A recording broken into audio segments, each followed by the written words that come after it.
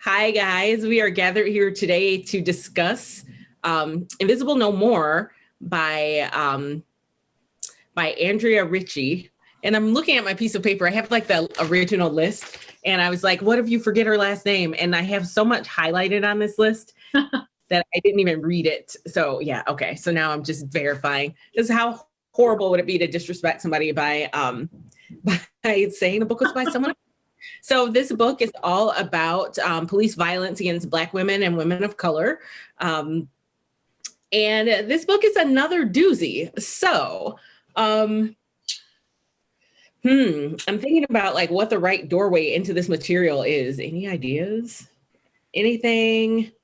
Like, I guess that my doorway, my thing that I'm dying to ask you guys, and I guess that this comes out of my own experience reading this book, did this book make you like change your mind about anything or like feel recommitted to something in reading this book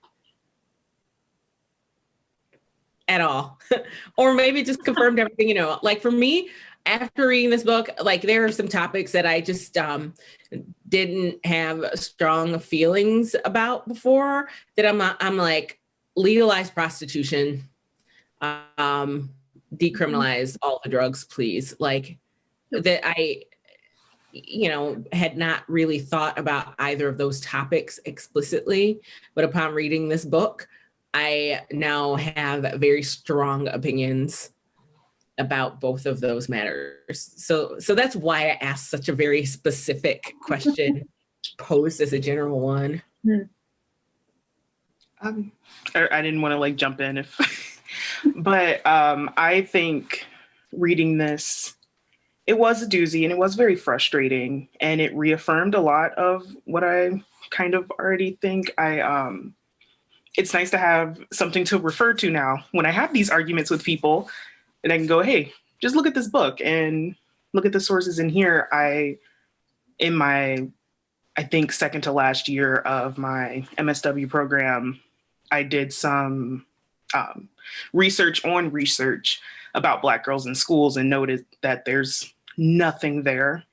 And then along with like what you've said in terms of like legalizing prostitution, decriminalizing drugs, I have many friends who are sex workers and I have friends who have been in trouble for drugs. So it was just all like, I guess, frustrating because while I'm reading the stories, I can like pinpoint like, oh, this isn't an isolated incident. I know people who have been through this. But it was also very reaffirming in the sense of having something that's, I guess, rooted in research that I can also show people who demand proof and don't think that learned experience is enough.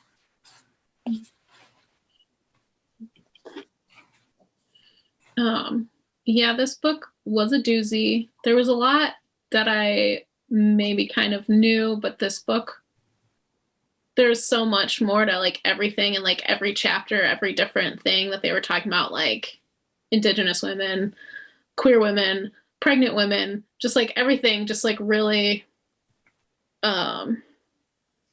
it's just a lot worse than, I don't know what I was expecting. I knew it was bad. But story after story after story, really, it was a lot. But yeah, definitely reaffirmed some legalize prostitution, legalize drugs, abolish the police. a lot of hard opinions coming out of this book for me as well. So Marissa, you just said, like, it's probably super rude to ask this question after you said what you just said, but like, what did you guys expect going into this book? Like when I selected this book for this list, one of the things that I was trying to do is just make sure that this wasn't like the, like, let's just accidentally read all books by and about men. As we think about as we think about institutional racism and other related topics. And so I didn't quite know what to expect, but I noticed that and it felt weird, right? Like if I were to have picked up a book that was just like police violence against Black people and other people of color, I would have had an idea of what I expected. But then this book I didn't. And I was like, oh no, that probably means you're about to find out a whole bunch of stuff that you didn't know, and just feel less comfortable. Like I feel less comfortable, like physically, after reading this book. Yeah, I feel a lot less safe after reading it, honestly. And I'm white, and I know that, and I have so much privilege, and like reading all the stories, it's like, I've done that. I know people who've done this, and like, but still just knowing all of these things existing in the world where there's so many police all the time, just really, yeah, this book really unsettled me a lot. I don't know what I was expecting waiting for, but yeah. Yeah, I was not ready for all the different angles.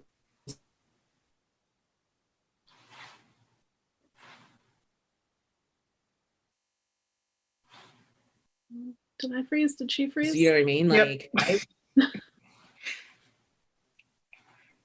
think you froze a bit. Yeah. Oh no. Well, that means somebody else should talk. It's the universe saying, like, be quiet. Let somebody else talk. I mean, I'm like formulating my thoughts because I do think a lot of this stuff from the book is stuff that I knew about, I guess, just coming from the position of somebody who like has a degree in social work and has been in these activist spaces. I do think reading the stories doesn't ever get, even if you know it, reading it, it doesn't ever get like, oh yeah, I've read this before. Like it's still horrifying every single time. And I did expect, I do think one thing I didn't expect the book to do, because I think I don't see this as often, is to specifically tackle the sides that almost directly affect cis women and trans women, particularly Black and Indigenous. I think some of those, like with the strip searches and the police sexual assault, I think some of that does get lost. So even if I feel like it's something, even if you expect or have an idea going in, it's still rough. Mm-hmm. I was not ready for all the strip searches.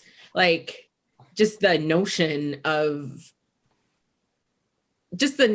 like you're living your life, and then next thing you know, like your clothes are being taken off of you in some cases publicly, or like in other ways you're just being forced to submit your entire body, inside and outside, was just what.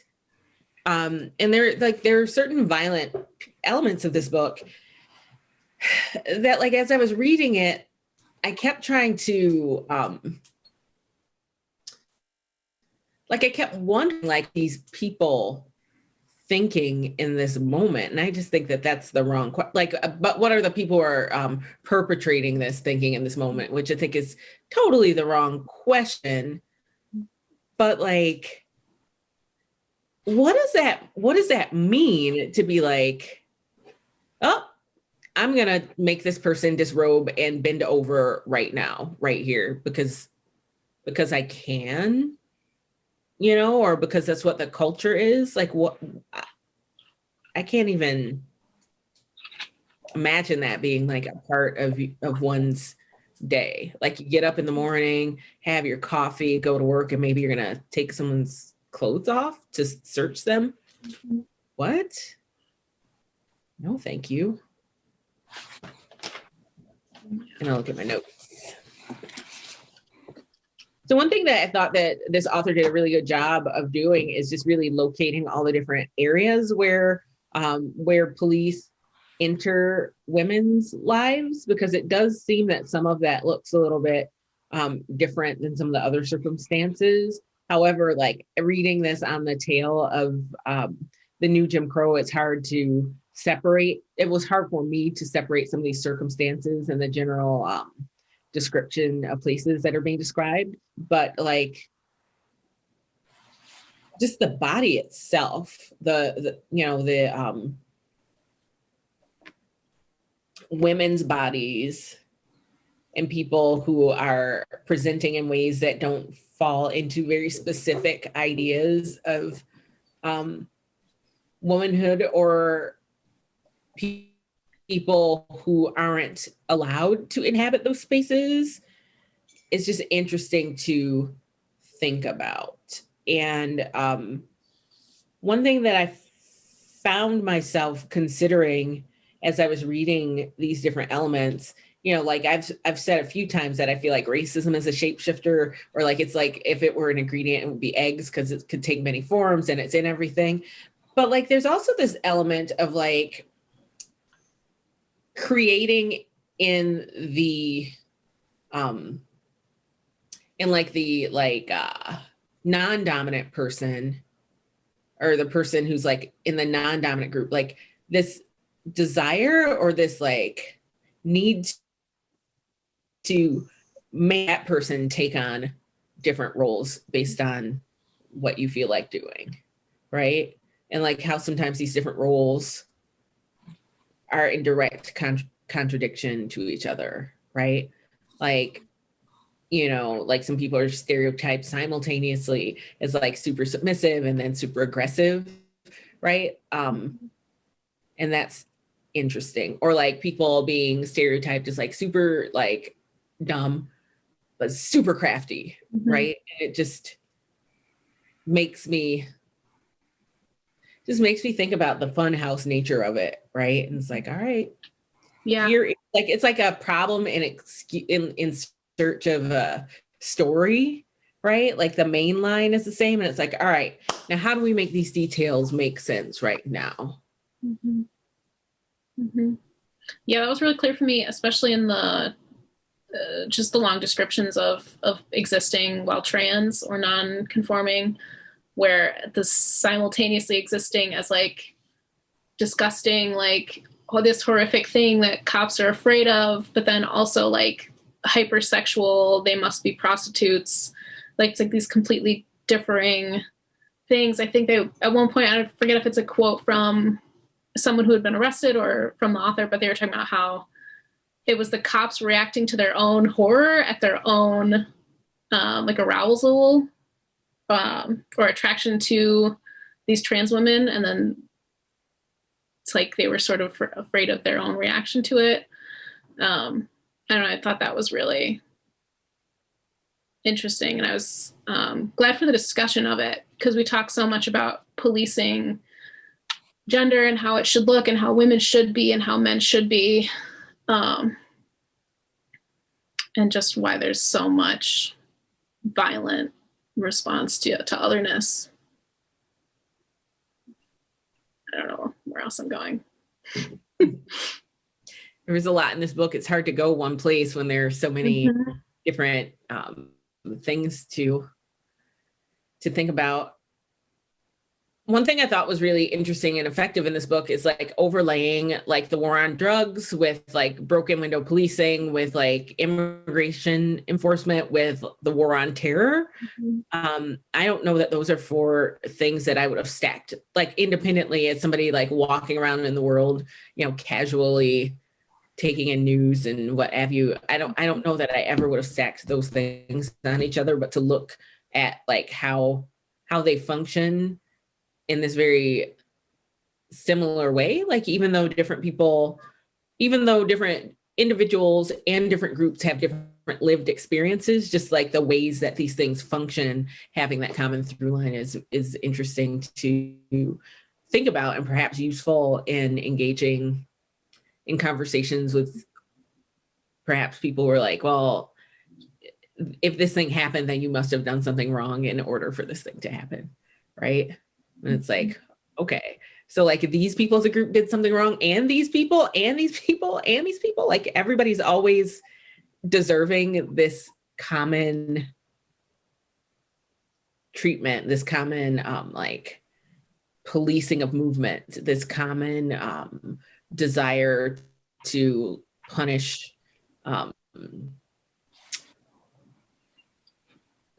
culturally specific behaviors you know, whatever they may be, a different group. That's interesting to think about. And then also like a thing that I was thinking about in particular, I think there was a part when they were talking about, I think it was in the part of the book where they were talking about how Black girls are often like, you know, more just enforced, I guess, enforced upon than others. And then talking about like the different things that could lead to it, like a certain type of response or a certain way of being essentially. And then it's like, well, how do you balance like trying to feel seen or heard in a society that would have you be silent and invisible? And then like, if your voice raises above the chorus, then it's like, well, now you might get kicked out of school. And that was depressing to me to think about. Yeah. I thought a lot about the use of crazy as a term and she put it eloquently more than I am right now. The racialization of disability and the disability of race, how those two terms are connected, and how when you're going off the assumption that like all Black women are crazy, then any response that you get, like you're already looking for it.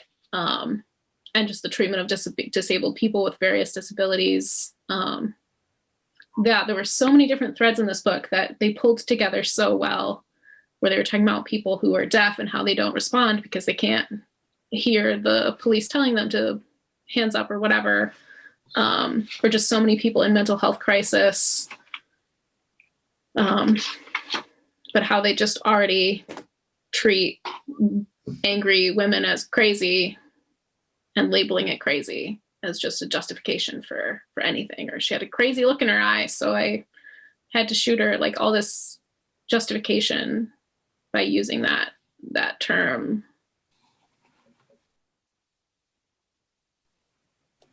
Like, oh, the person had a look was like chilling. It's like, who wouldn't have, like, if something unexpected is happening to anyone at any time, you're probably going to have some kind of expression that could be interpreted, you know, in whatever way. And this question, this element of the book, a lot of elements of the book, it's like, well, for example, well, what is fear supposed to look like? What is a sanctioned expression of fear then? You know, I think that the answer is like, there is none, right? But like, how are people, you know, like you hear all these stories of things that happen to people, and then all of the narratives around like, okay, but here's the story that made it the person not get fired, right? Like all of these like, and it's like, well, there's nothing that this person could have done where you don't have a justification, right? And again, it made me think about the bodies themselves, right? And this is something like, this is like, you know, like, oh, well, this person is dressed in a certain way, and so they must be engaging in the sex trade, right? And it's like, that's wild, right? Because like that is so much based upon like what you think about different kinds of women, you know? Or I mean, like even in passing, like I feel like I have said things like that, I said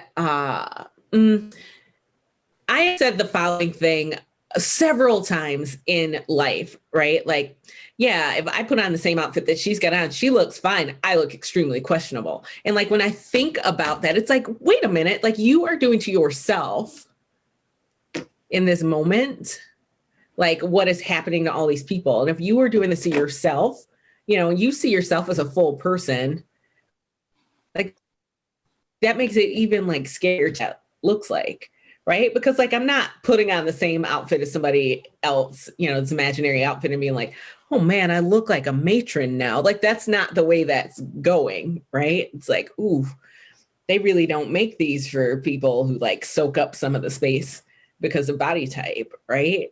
you know, that was like very upsetting to think about, right? Like how your own gaze can be impacted by larger forces. Mm-hmm. And then it makes me wonder, like, okay, so like you read this thing about like somebody's bra strap showing, and then you and the way that was interpreted, and then you thought about things that you thought or even said about like your own body. Then it's like, well, but like, what are you saying about people's bodies that you've passed on to your kids, right? And then like, how does that contribute to this problem? Question mark. Cheyenne, I bet you got thoughts. I do. That's such an interesting like point that I think I could talk about for hours, but I will not. But I could, just because, like you said, that gaze that you have on yourself is just that internalized. I mean, like, think about school. I could count several times where I've been in school wearing something similar to somebody who does not have the same body type as me, and I've gotten in trouble for it. Or just in general, the fact that I guess even the phrase like maturing earlier is such a weird concept, because how are we maturing earlier? You see the thing tossed around a lot that like Black girls mature earlier than other races. What is the standard for that? Other white girls? How it just doesn't make any sense. And then, like you said, you kind of internalize that and put that onto your children as you get older, and it becomes this acceptable thing where things do start escalating to the point where people can justify like, oh, well, yeah, of course they went and arrested her. She's dressed like that. And it's like, if we're all internalizing that, who's there to defend the woman there? And I think it's something that it's an issue that I think does need to be spoken about in a specific lens of race, because obviously it would be remiss of me to say that all women do not experience this. But it would also be remiss of me to say that women of color specifically experience this in a way that is specific to their race. Not even just to say women of color in general is like generalizing this very specific sexual trauma that women face, whether it's Black women and being perceived as masculine as well as sexualized, or if you go over and see with something we commonly see with Latina or East Asian women being hypersexualized to the point where your sexuality is perceived as dangerous. You know, it's just it's a really big topic, I think. I don't reasonably think the book could have like covered all of that in the span of 369 pages, which it did not feel like. But I do think that was one of the topics that I just wish more academics could put more research into, so we could have that backing to start enacting things. Because like I previously said, some people just will not do anything until there's research back behind it, but yeah, that was a jumbled mess, but that was kind of what I was thinking. That does not qualify as a jumbled mess. You definitely had a through line through all of that. One thing that you're making me think about, though, because you said you alluded to it just now. You said something a little bit earlier. We were talking about this book being as a good like baseline or a good like reference material for like people who just won't hear something when it's like a lived experience, right? But then like what you're making me think about is like so much of what we've heard over the last year from some people is like, oh my gosh, all these things have been happening and I didn't know, right? And it's like there's this so like on one side, like we won't accept some people's lived experience as knowledge, right? But then like other people, when they're like, I didn't have this lived experience, then that is the excuse for not having knowledge, right? But they wouldn't have accepted the lived experience of somebody else necessarily as like data,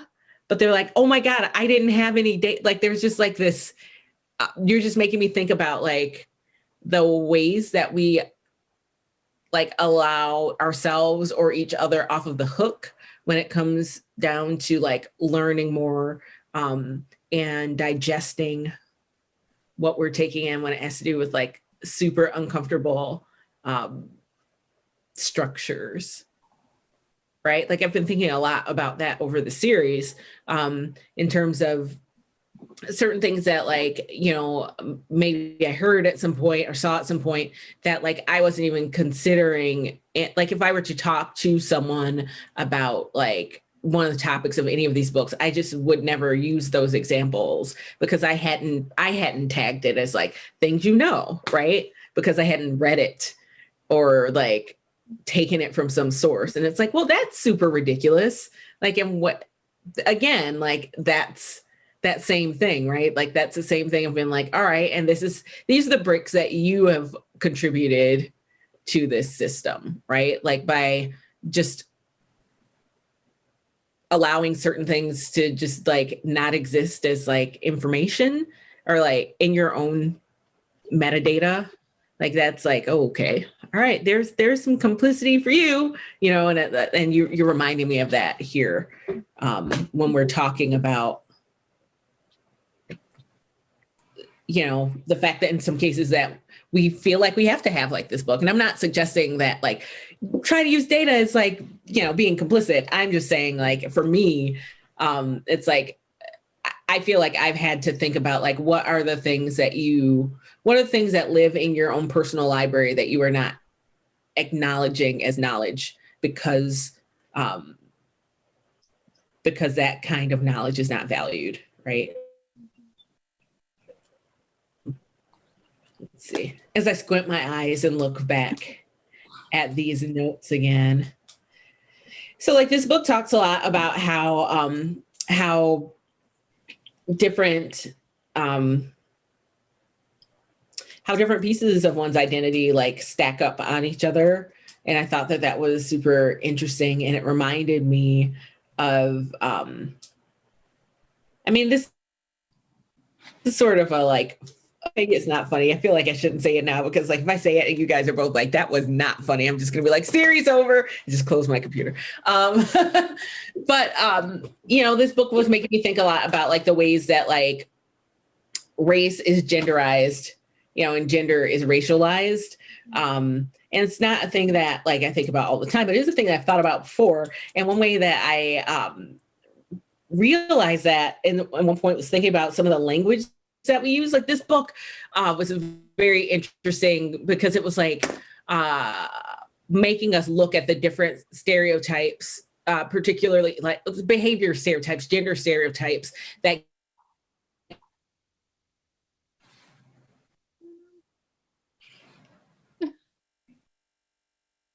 get put on different groups. I don't want to even let these weird, terrible, harmful terms, I don't want those in my head. You know what I mean? And then, you know, like when it comes to Black women, it was talking about like the Sapphire and the Mammy and these people. But like the way that I experience racialized language that is sexualized is like in the language that people use to discuss like promiscuity, right? And like, for example, like I don't know, maybe it's different a little bit now because like of the way that like language is, the way that Twitter lets everybody into everybody's language. But like, I would think about it when I would hear like a song or like some pop culture thing, or even maybe like social media and someone refer to somebody as like a slut. And like, that's a word that I'm like, they're not talking about, that's not like a word that apply, like that's not a word culturally, that like, that's like some other kind of woman to me. But like if somebody said like a hoe, whoa, what is going on here? And I feel like that's like daily small evidence of the way that like we like race stuff and like gender policing and sexuality like overlap. And I was just wondering if there are things like that that you guys found yourselves thinking about during this book. or if I just go way down too many rabbit holes. Like maybe that was like 3 subway stops off the main line.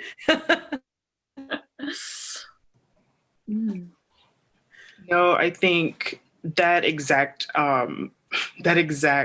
example you gave is something that I've been thinking about, and I thought about while reading the book too, because very similar for me, the term like slut does not evoke the same reaction to me as the term hoe, because I don't know, a slut is not something that I was called in school. Like that's not something I heard, even like growing up in a relatively white neighborhood. There's like very specific terms for the type of person you are if you are Black. You know, I think while reading through this, I thought a lot about not necessarily the phrase, but like having an attitude, simply because a lot of these incidents were incited, you can tell, by people who thought these Black women were stepping out of their place or having an attitude, where it's like sometimes I will see, like, I guess I could say white women or white feminists adopting this like mantra of like, yeah, have an attitude, have a resting bitch face, have a this and that, when I like think about all those things of like, those things that make you seem unfriendly, that are like, you can weaponize and kind of like take up in arms and be proud of. That stuff could get me like fired from my job or harassed or potentially, you know, like murdered, to say. It's just, I thought about that a lot while reading this book. And I think even with you mentioning that example, now I think about how many,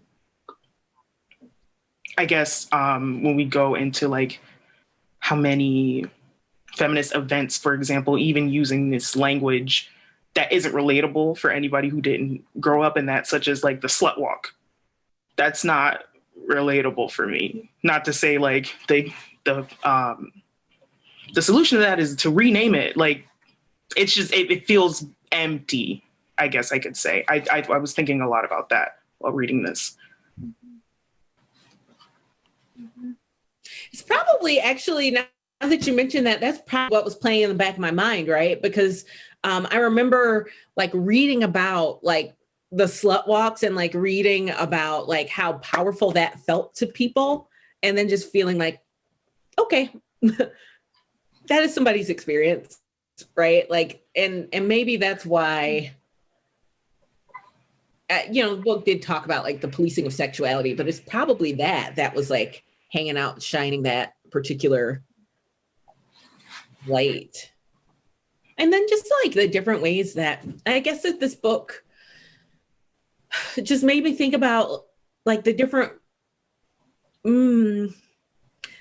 ways that all of that functions on a lot of levels, right? Like this book is definitely about like the police violence and things, but like just in terms of like gender roles and like what's expected and the way it's talked about, it's like different depending on like what you're surrounded. Like if you move through different kinds of space, like you could see that difference a lot.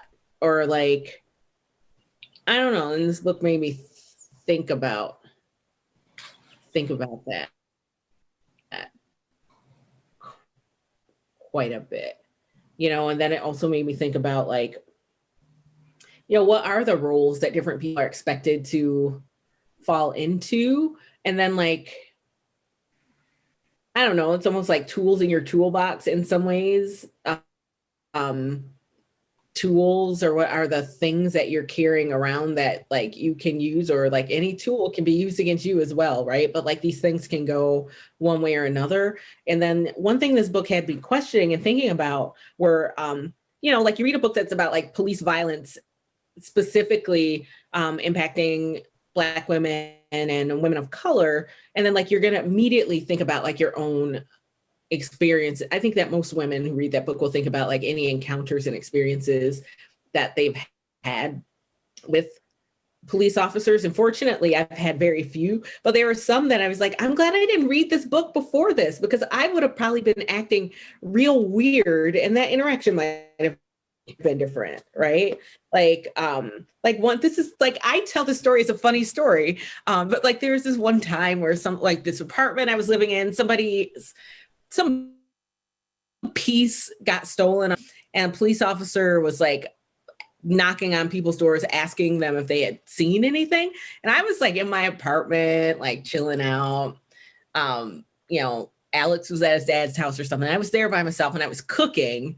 And I opened the door and like, you know, he asks the question, oh, this thing happened. Did you see anything? I'm like, no. But then like, we're done. And he's just like standing in my doorway. And I'm just kind of like, And he's like looking at the art on my wall. He's like, oh, those are really neat. And I just felt like, I don't think this is supposed to be happening. Like, you asked some questions. I answered your questions and you're still here. And then he was like, oh, what are you cooking? It smells really good. Like, and then I felt like super uncomfortable. Like I felt, and like, I'm starting to sweat at this point. Cause I'm like, this doesn't feel right. Like what happens? What happens now? Right. And then eventually he left, but I'm like, what if I'd have had like, you know, and maybe he just was hungry, who knows? But it's like, what if I'd have had like an attitude, you know, or what if I'd have had something weird, not weird, but like, I don't know, like this book makes me feel differently about that encounter. You know, I definitely like read that as like I cannot imagine like if I had been a man that he would have been like looking at the art on my walls, talking about my food smelled good. Right. But like this, I don't know that was definitely a rabbit hole, but it just made me think about some different things. Or I had a different experience that I love telling the story because I think it's so funny because all's well that ends well. But I was walking home one day and like I had been, you know, I had gone out to eat and I walked because I believe that walking is transportation. And I was like walking home, it was dusk and I had a book in my hand because I had gone by myself. And then, you know, I was on my street and then I heard the sound of tires. You know that sound, like when you hear like a car like slow down. And I was just like, oh no, because like that's not a good sound. Like, you know that sound and it's never good. And it was a police officer. And I was just kind of like, and then he's like, basically he just was like, offered me a ride home. And I was like, nope, I'm good. I'm basically home. And he was being so weird. Like he was acting like super nervous and like weird. And I was like, nope, I thank you so much. That was so nice. I'm really just about home. And then he like cautioned me about like walking alone at dusk. And then he like left, but it just felt like in that moment, it just felt weird. I was like, that did not make me feel safer. But again, like I'm glad that I had that experience before this book. Cause like I would have been like, probably like if that's the book I would have been reading, I probably have just been like scared and acting weird, you know? And then like, what does that look like anyway? Like, had I wanted a ride home, like, do I want to be like let off in front of my house by like a police car? Like, I want to like live among my neighbors too, right? Mm-hmm. Which especially so many of the stories in the book are not people's first interactions with cops. So it makes sense. Like if you had a previous bad encounter and then you're walking home, yeah, you probably would have acted different or been more nervous. And then he gets more nervous. And then I could see how it easily just escalates rapidly from everybody's preconceived everything. Cops can be scary. I mean, I haven't had a lot of interactions, but yeah, I've been pulled over for speeding once. Now this is public knowledge. The first time I've ever gotten pulled over, and like, I'm white. I did not get the talk when I was a kid about like what to do, where to put my hands. It was post-Ferguson, so I kind of like was aware of how other people interact with it, but I had never thought about it. And the cop literally, when he was giving me the ticket, he was just like, you should be grateful that this is all I'm doing to you. Like, hand on his gun, saying that to me. I mean, but that's definitely going to color any future experience I have. Like, and that was it, pretty much. But I hate that sentence. Yep. It was not good. Not good. And I still like, went into that interaction, like privileged. I had the money to pay for the ticket, you know, I was like, fine. But it was, I mean, that will, like, I think about that sentence every time I see a cop now. Like, and that's pretty tame compared to a lot of these stories. But I don't know, just the point is to make women be in fear of cops, of everyone. Just, he was having a bad day and said it. I don't know. I mean, yeah, what is happening in their brains? I don't know.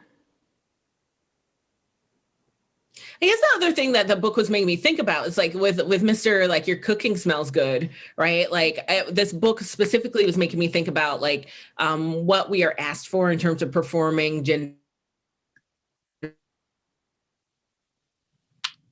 roles, right? And so cooking, you know, on how did that influence the transaction, right? Like I am performing like domesticity in that moment, right? And then when you looked around, like you're looking around my house, you're gonna see a lot of cookbooks and you're gonna see a lot of like that kind of stuff. And I was thinking that too. I just didn't ramble on to that part of the story. And then with the one that at home, that one was like, you know, I like telling the story because it's kind of funny. It's like I don't think that's their procedure. Like when they see somebody, are they supposed to stop and ask you to, you know, but like even then, like I was just walking along, like it very comfortable in my own neighborhood, like with a book, you know what I mean? Like, and so like how did that influence that? Like that one is more like, why did you turn around? Because that's what happened too. He turned around because I had seen him driving one way and then I heard the tires. And like, what was the other thing that was like, felt wrong about that? It's like, you can tell when the car is closer to you than it's supposed to be. And he was driving on the wrong side of the street. So he was driving on like my side of the street and like that. And I couldn't see him because he was coming up from behind me. And so I had no idea what this was. And it was just like, this feels like a problem. And then it was that. But I'm sure that some people have like really great stories, right? Where they're like, these guys always show up to reinforce my whatever, you know what I mean? I'm sure that's not articulated in that way, but you know, when we think about like our library of experiences, you know, what is in other people's stories.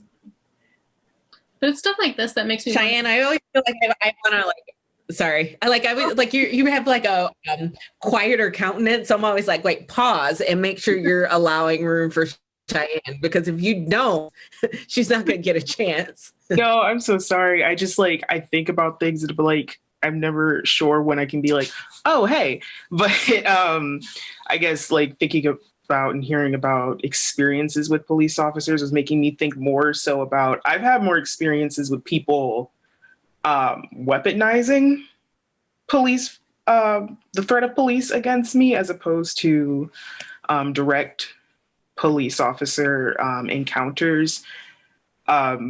Just like my first, I think I probably said this story already, but like my first week in Ann Arbor, I was in my yard filling my tires with my car, and then somebody behind our house just yelled at me like, hey, is that your car? What are you doing? Hey, and that could have very like easily escalated into a situation I've been in before where people are like, I'm going to call the cops, because I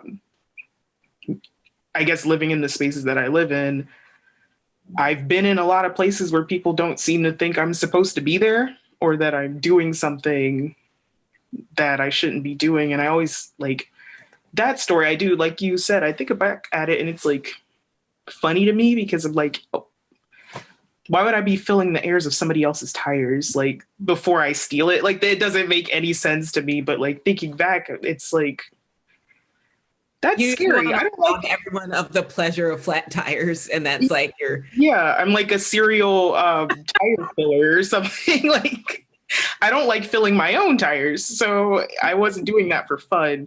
But it's just something I think about so frequently that has been used against me that I don't really think about until I didn't really think about it until recently, because like, I understand that I am Black. I also have certain privileges that other Black people don't, specifically like with appearance and being lighter skinned, things like that, socioeconomic class. So I don't tend to think of those things as like issues until I really look back and go, regardless of all of that, that person should have threatened to call the cops because I was at the park at like 5 p.m. There were a lot of people at the park at 5 p.m. and I was 13 also. So like, why am me being there is like, no, that's something's wrong there, you know? And then why is that like a threat, like such a common threat, especially if it becomes like a bit sinister to me, just kind of knowing like at this point you have to see these stories. So when you see somebody doing something like existing, and your first thought is, oh, I'm going to escalate the situation by calling in the police, that just, I don't know, it just strikes me as very sinister. That's a good word. I'm just stuck on that word, you know, because there's like this constant threat, right? Like that's one thing, like when you think about something sinister, it's just kind of like this bad force that's just below the surface all the time. I think that you just made me think about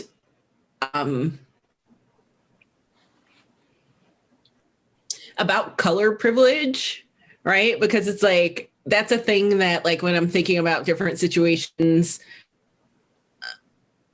it's just like, you know, that's a thing, but then it's also like hard to acknowledge as well. Like in some instances, I feel like sometimes it's hard to acknowledge because I do feel like, I don't know. I just feel like it's super complicated because like if you acknowledge it, depending on like who you're talking to, like that conversation can get real sideways real fast, right? Because sometimes people, like where people are very interested in protecting their own color privilege, if you acknowledge yours, then they sometimes are like, oh no, I'm a half shade lighter than you, so you don't know what you're talking about, right? Like there's just this dynamic in there, and that I think plays out in a very gendered way as well. And like, how does that fit in too, right? Like, how are people's experiences, influenced by that sort of thing? Like, particularly when it comes to like the policing of like movement and sexuality, right? For example, I have said, like, now I like to say it just to see what other people are going to say. But like, I used to, like anytime I was going to travel, like always straighten my hair because like I recognize a huge difference in just like moving through spaces with like long straight hair versus the hair that grows out of my head. And like, I have been told by people who do not have the experience of dealing with highly coily hair, like that I'm making it up. Right. And it's interesting. It's like, well, actually, like I was just telling a story, and B, usually I'm surprised, right? Because like usually I'm like straightening, and then like you spend that time, you keep it straight for a little bit. And then you go somewhere and you're like, oh, wait a minute. Human beings open doors for people. I forgot about that. Right. Or even with body size, like there was a time at some point where I lost like a big old chunk of weight, and then was just moving through space very differently in a way that was like, oh, right. There are all of these rules that you're supposed to follow in terms of like being allowed to be in space. And when you follow more of them, they're just like perks that get unlocked that you don't necessarily see if you don't like bounce in and out of categories. And so I just wonder how that applies here as well, right? I don't know. It just made me think about, because I remember thinking like with the time that I lost the weight, I was like, what would happen if I like straightened my hair and was like this size at the same time? Like, what does that look like? And then I was like, that is super gross. One, and two, like, I'm wondering how much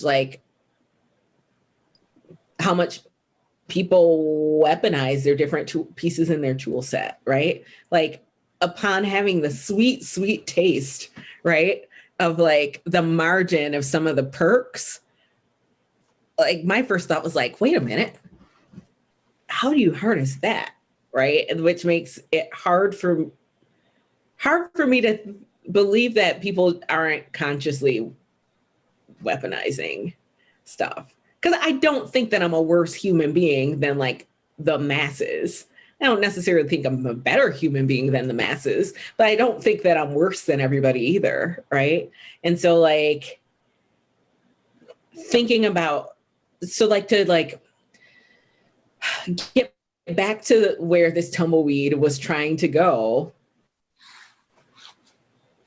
about like how front of mind the weaponization of people's bodies and race and sexuality is like, how front of mind is that, like, as these different slices are being like used against people, right? Like someone's like the tire police, like how much of that was front of mind and how much of that was back of mind, right? Because I feel like our culture wants us to say like, oh, well, they didn't know any better. But like, I feel like, you know, you lose 20 pounds, you get a sweet, sweet taste of that sugar, and you're like, no, I think they knew better, right? Like, I just wonder.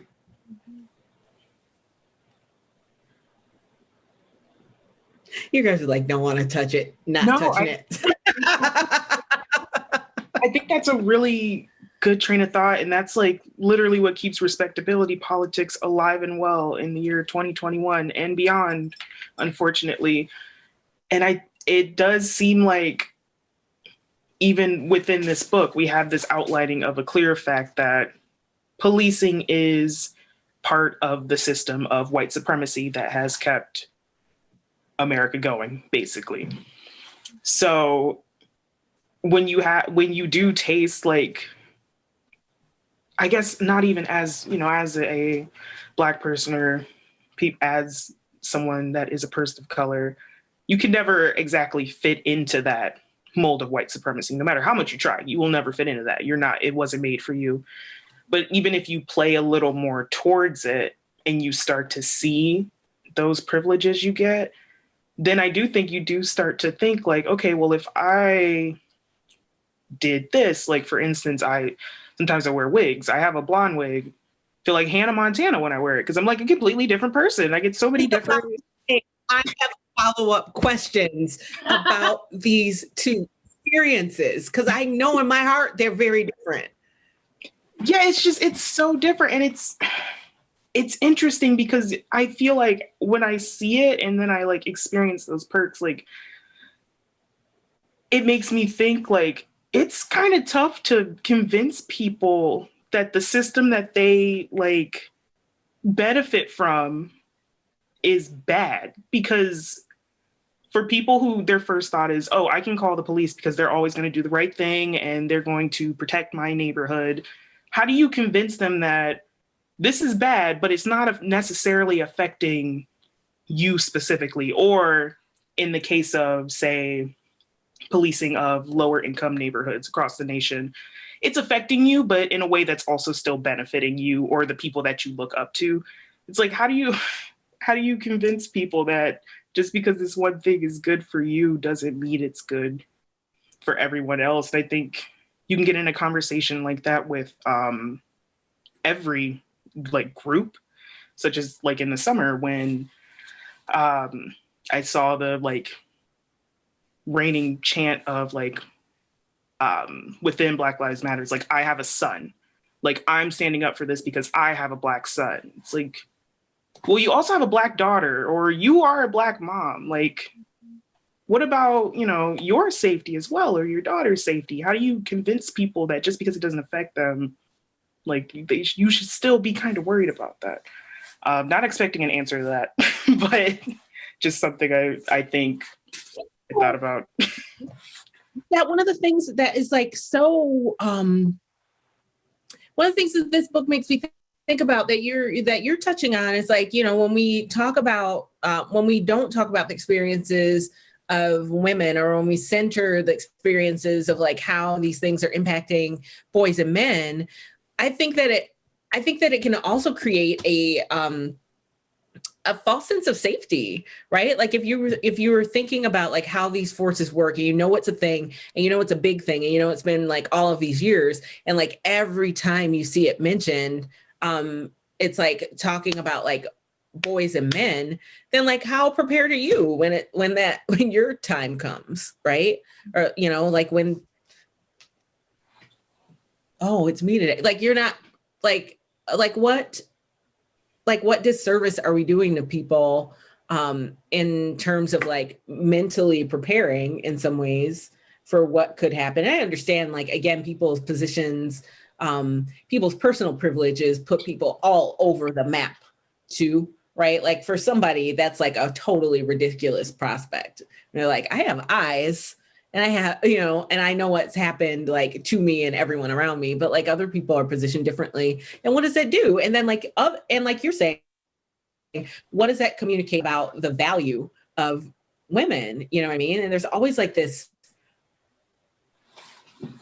always this thing about like which women are of value. And I think that this plays into that, or like where women are valuable, right? It's like, you're valuable standing up for his life, but who stands up for yours? Or like, are you as valuable when you're standing up for yours, or his mother, or his daughter, or his sister? Like, what does the blue book have to say about your value at that moment, as opposed to, the moment when you're standing up for, or like thinking about matters as they pertain to men. I'm not laughing at this. I'm just laughing at a example that came to my mind, because I cannot have you or anyone who sees it think that I think that the following is funny, but I don't. But I was having this conversation, or having an adjacent conversation with somebody a long time ago, or not, like several years ago now, that like I was attempting to have this conversation, but it did not go well. And he got super mad at me because he felt that I didn't have enough regard for like the concerns of Black men. And what I was trying to say is like, well, I hear that, but like, I don't hear those same people talking to me about like their concern about the circumstances of Black women. And I feel like communicating it that way would have been more effective than what I actually did. It was like, well, it was like, well, like that, the way that I experienced basically racism, and the way that I experience patriarchy are very similar. Like these are things that are like neck and neck, but like that did not go well. But the thing that's funny, the thing that made me laugh is like that, this was a Black person, and I hate telling the story because I don't like to tell stories like this, because then you run the risk of someone like cherry picking elements of your story and then turning it into, usually she's referred to Black people in the third person. And I just felt like, sir, you may not criticize me about what I'm saying when I'm trying to address like this other thing, when you don't even talk about, like, at least I use the first person when I'm talking about Black people, and you don't even do that. So maybe go sit down somewhere. So anyway, that's a long story about why I chuckled. But like, I was thinking about that during this book, right? Because like, I think that like somebody from that point of view would be like, why are you reading a book that's just about Black women? And it's like, but you wouldn't say that if it were a book that was like about general police violence. So like, there's room to like address everybody's specific concerns. Like one person's, like if we acknowledge this person's concerns, it doesn't mean that like this person's concerns evaporate. Like if we look at like all of the places where the harmful system touches people, like that's definitely the way to go, right? Like otherwise we're just like chopping off Hydra heads and they're just coming back, right? Hydra heads. I'm silly today. I'm sorry, you guys. The other thing that was interesting in this book is like the way that, like, I walked away from this book. Like when I first started reading this book, I was talking to someone about it. It's like this book, the subtitle, it should have like the whole title, and then it should have like another subtitle under the subtitle that says all of the rapes, right? Because there was so much violence that was perpetrated by the police itself, and I had no idea that like such a high percentage of sexual violence that people were experiencing were at the hands of the police. But the thing that stood out to me even more was just the way that people were addressing or thinking about like the women in this book's sexuality is like as if it were a community resource that like somebody else gets to decide how it's used. And that really is the description to me that like crosses like all of these different groups, right? Like these people's sexuality, and by extension, their bodies are being treated as just like a commodity that like can be exploited. And then like this other thing that was like chilling to me is just like how there was like no fear on the part of, you know, of the with the stories that we saw there, like the police officers were like afraid of nothing, right? Like if I tried to do something to somebody else's body, afraid that like something was going to happen to me, you know what I mean? Like, and what does it mean to live in the space? What does it mean to live in a space where you're just simply not afraid that anything's going to happen to you? And like some of that, of course, like is coming from like you're armed as a police officer, right? But some of it is just general, right? Like when we're talking about like these men who are demanding oral sex of just randos that they're encountering on the, it's like you're not worried about your own body, you know, like, and you're just gonna expose your body to this person as because you think that you own them, and you're like not worried about anything. Like I just can't inhabit that space. And maybe that's like having a more cautious personality. Maybe that's inhabiting like a female body where you're like anything could happen at any time, right? But like these guys are just like, some of these cops are getting so reckless with their own bodies, which was fascinating. Again, probably thinking about the wrong people here, but like I couldn't move past that, you know? Or like especially like they're choosing victims based on essentially people's like status, right? Which is like which correlates to like other things, right? Like if somebody doesn't have healthcare, if somebody's like vulnerable because they're unhoused, or somebody, or if somebody is known to like have like a substance problem, like if you believe the worst of these people, which they are saying that they do, because it's how they're justifying the behavior. Like if you're believing the absolute worst, how are you doing that and exposing yourself and by extension your family physically to like whatever is happening? It's another one of these contradictions that is really mind-blowing to me. It's like I don't even want to shake strangers' hands. Like the last thing I want to do is like, you know, have any additional exchanges. Did anybody else get fixated on that, or no? Or is it just me who's like reading about these terrible things and like envisioning every moment of it?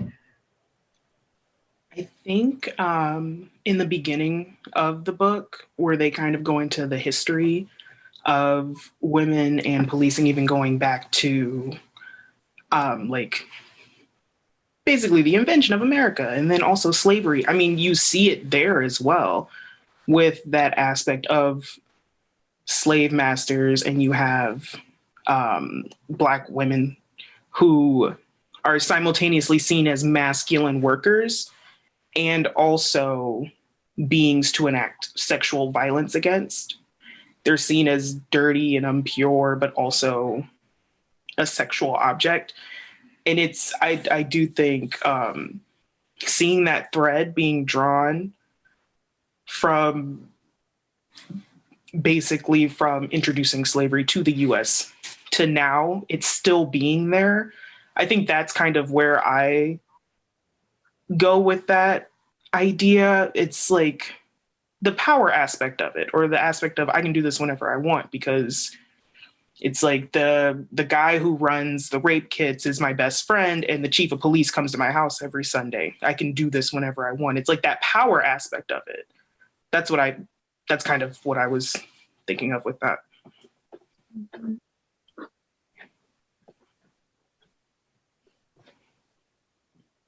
Yeah, that's your sentence. The guy that does the rape kits is my friend that chilled my that I don't like that. But like that's a very illustrative way to think about how the networks can work. Yeah. Or just how much isn't even reported from intimidation, all of that. I mean, already rape cases are underreported in general, so I can only imagine it's exponentially worse for when the perpetrator's a police officer. And there's still places where even if you're arrested, you can still like give consent to a encounter, which seems bananas of like, what is consent then if you're arrested and you're consenting? Is that really consent? Yeah. Yeah. Especially like when you're being threatened, in terms of like more involvement from the police, or like, with some of the examples in the book, like threats about like, okay, well, you're about to have a problem with your immigration status, whether or not, everybody's situation is different, but like that's a big one to like how the physical encounter is already intimidating, and then like worlds of more trouble too. So what closing thoughts do you have about this huge can of worms that is this book?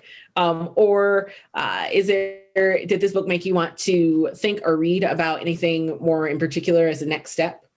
Or like how was your experience reading this book during this time impacted by the fact that like we're reading it right now with the particular news stories, whatever, consider, I don't know what news stories you read, or what other media, like there are different ways I offer you different options for the wind down today.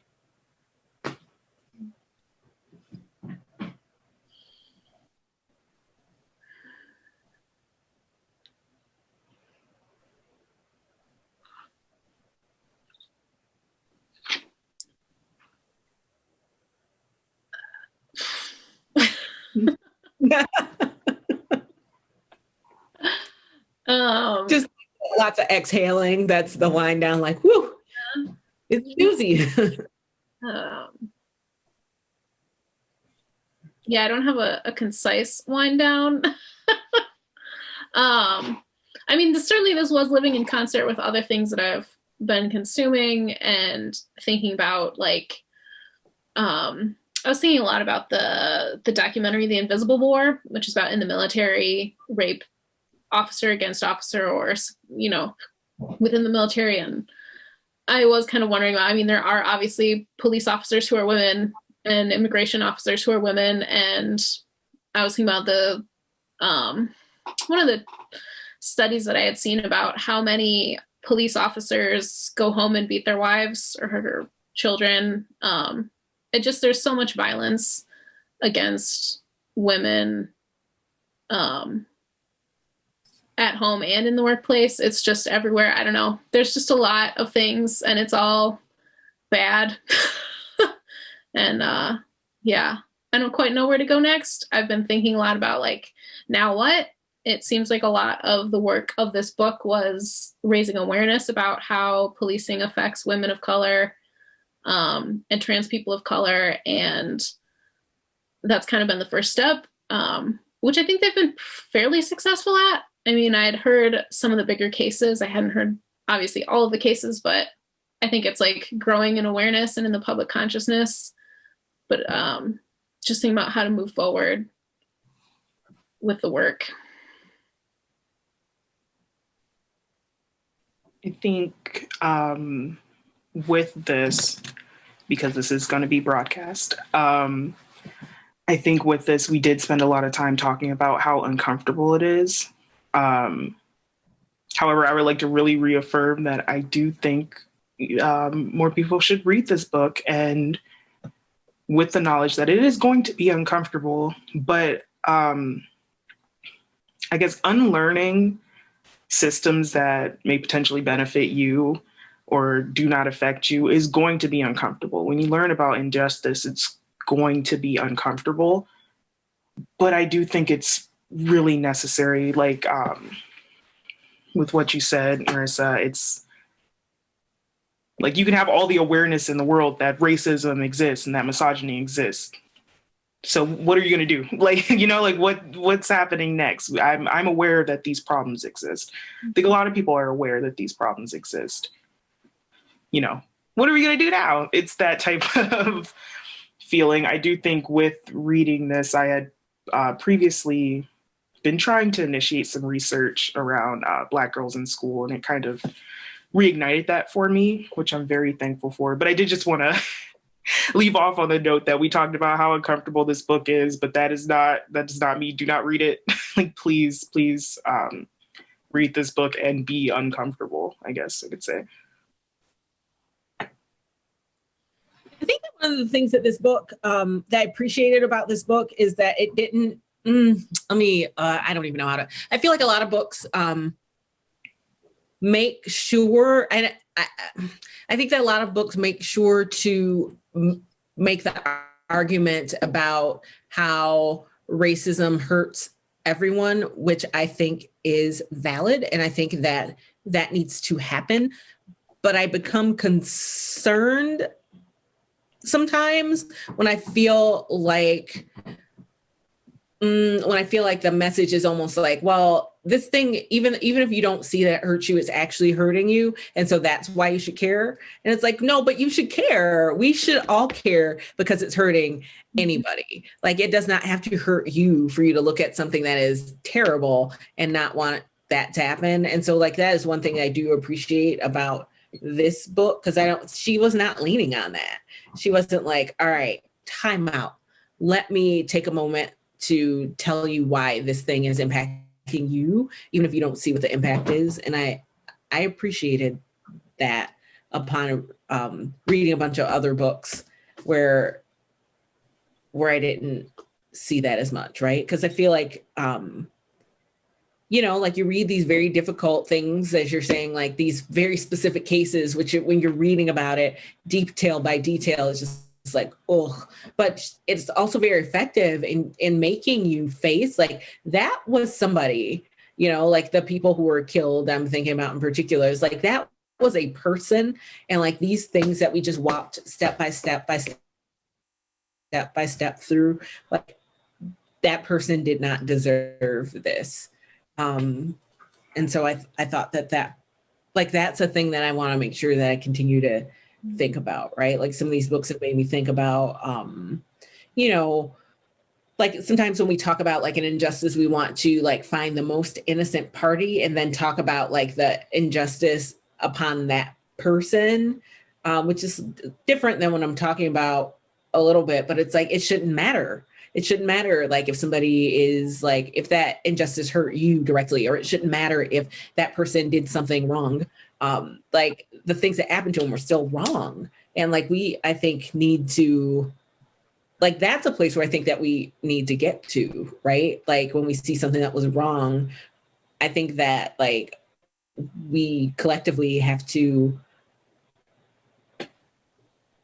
like not ask like, is there a way that I can frame this where the person deserved it so I can be let off the hook of accepting and dealing with what happened to that person? And I do think that that's a thing that like we see happening all the time, right? And that this book has made me look at like, well, this is what it looks like when you're not really doing that. And nobody vanished upon reading the book. It really was fine, to like sit with it, and we should do more of that. And I feel like a action item out of this book is like, find that friend who would call the police on any small thing and just convince them to stop doing that. Like, and I think like that's tiny, but I think that like I'm starting to think about like, we talk about like these systems and how many different pieces and parts there are, and how like there are enforcers everywhere, and how like everybody plays their role. It's like, where do we identify the small pieces that we're playing out of habit, or because it's just something that you don't think about, and stop doing those things? You know what I mean? And I think that could be useful, like you're pulling one way or the other. And so like, what are the things that like that we can just make the decision not to do and stop doing them, and then recruit people to like also stop doing those things? I'm trying to like with all the public sessions think about like, okay, but what like people like want to have a thing they can do at the end. It's like, what is the thing that you can say to a stranger that is like not going to feel weird? And I think that is one. It's like, okay, what's a little thing where it's a piece of recognition that you had in there, and like, what is the thing that you do that like you could stop doing and maybe stop? All right. So I feel like that was like our natural, that was like you guys, that book was a doozy. Thank you so much for like trying to chew. This was a book to try to chew on, like knowing that people are going to like watch it. Like I definitely felt that pressure in this one. Like, okay. How do I say? So appreciate you guys. Thank you for facilitating. Yeah, thank you.